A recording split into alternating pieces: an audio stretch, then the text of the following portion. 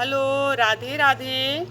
भाद्रपद मास शुक्ल पक्ष की एकादशी को वामन एकादशी या फिर परिवर्तनी एकादशी के नाम से जाना जाता है।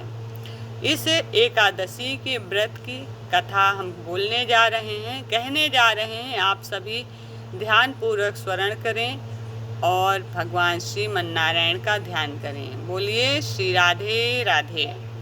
युधिष्ठिर बोले, भाद्रपद शुक्ल पक्ष की एकादशी का क्या नाम है? कौन देवता है?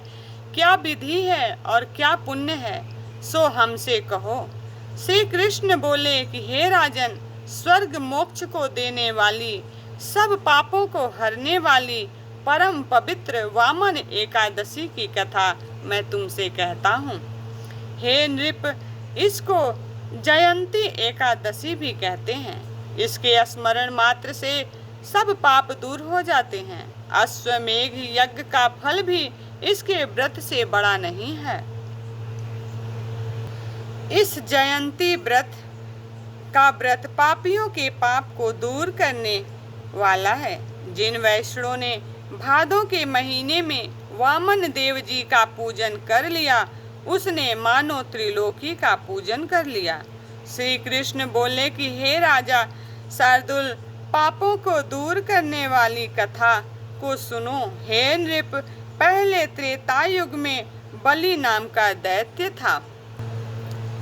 वह भक्ति में तत्पर होकर नित्य प्रति मेरा पूजन करता था, परंतु उस महात्मा ने इंद्र से बैर करके मेरा दिया हुआ इंद्रलोक जीत लिया। इस व्रत को देखकर सब देवताओं ने एक चित्त होकर विचार किया कि भगवान के पास चलकर ये सब वृतांत कहना चाहिए। फिर देवताओं और ऋषियों को लेकर इंद्र प्रभु के पास गए। सुंदर वचनों से मेरी स्तुति की और देवताओं के साथ बृहस्पति जी ने मेरा अनेक बार पूजन किया।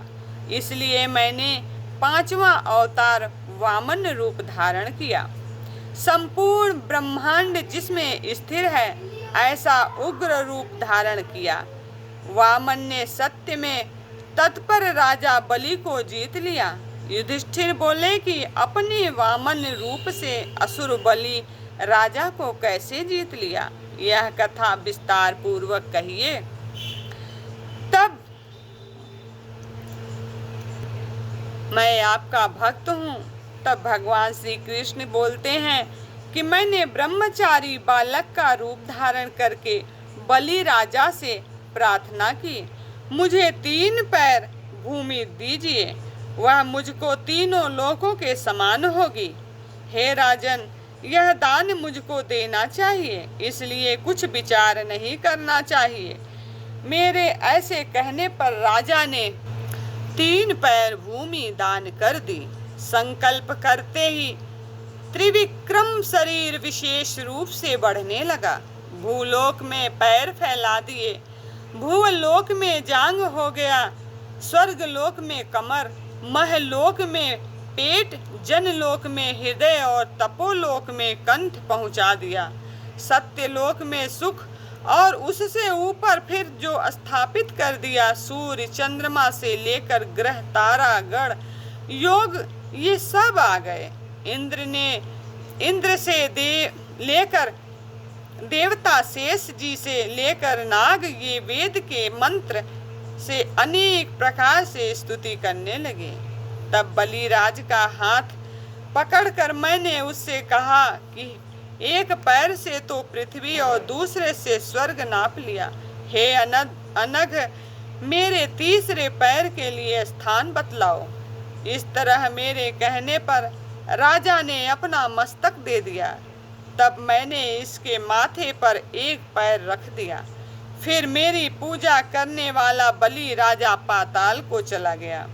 उसको नम्र देखकर मैं प्रसन्न हो गया और उससे कहने लगा कि हे राजा, मैं सदा तुम्हारे समीप रहूंगा। मेरी एक मूर्ति बलि राजा के आश्रम में निवास करती है, दूसरी मूर्ति क्षीर सागर में शेष जी के ऊपर शयन करती है। जब कार्तिक की एकादशी आती है, तब भगवान वहाँ शयन करते हैं। इस बीच में जो पुण्य किया जाए वह सब पुण्यों से उत्तम होता है। जो मनुष्य पापों को हरने वाली इस कथा को सुनता है उसको 1000 अश्वमेघ यज्ञ का फल मिलता है। इस दिन वामन भगवान की पूजा करनी चाहिए और ककड़ी का सागर लेना चाहिए।